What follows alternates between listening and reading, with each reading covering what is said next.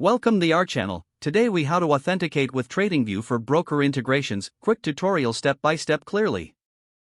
Begin by navigating to the TradingView website. Log into your TradingView account using your credentials. Once logged in, locate the trading panel at the bottom of the TradingView interface. Click on the trading panel to open it. In the trading panel, browse the list of supported brokers. Select your desired broker from the list. After selecting your broker, click the Connect or Sign In button.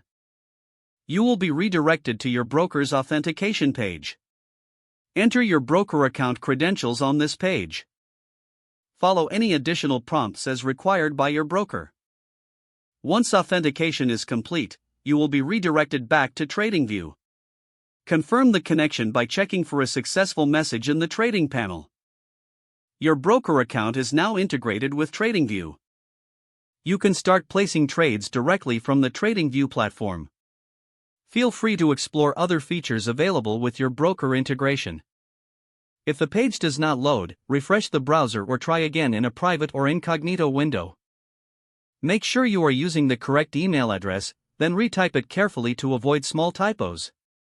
If your password is not accepted, use the reset option and create a new strong password you can remember.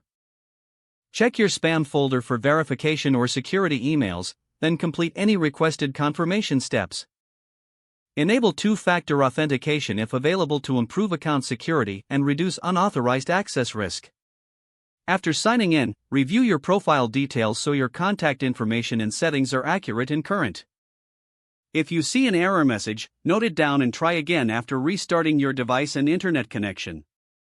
Log out when you finish, especially on shared devices, to keep your account and payment information secure.